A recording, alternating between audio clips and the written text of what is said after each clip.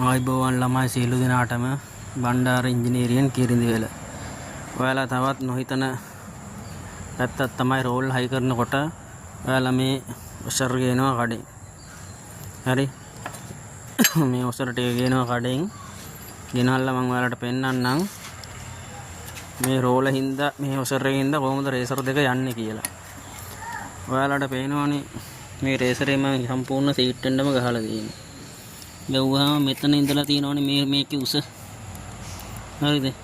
මේ තියෙන මේ උස හරියටම මේ ඔසර් එකේ තියෙන්න ඕනේ. දැන් ඔයාලට පේනවද මේ ඔසර් එක කොච්චර අඩුයිද කියලා? මිලිමීටර 1.5ක් අඩුයි.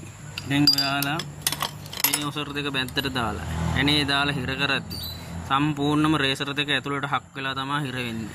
ඔයාලට තේරෙනවද දන්නේ නැහැ මං කියන එක.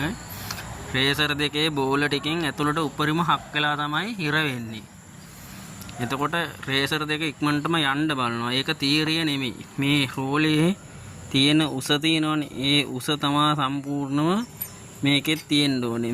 මේ දාරේ උස එක සමාන වෙන්න ඕනේ. නැත්තම් මේක උස වැඩි වුණොත් අවුටර් එකට බර එනවා.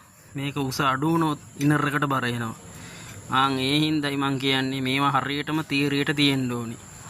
මේවා ගන්නකොට බඩු හරියටම හොයලා බලලා හරි බඩුව ගන්න.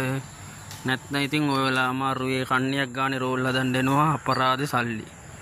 එහෙනම් ජය වේවා. බණ්ඩාර ඉංජිනේරියෙන් කිරිඳිවැල.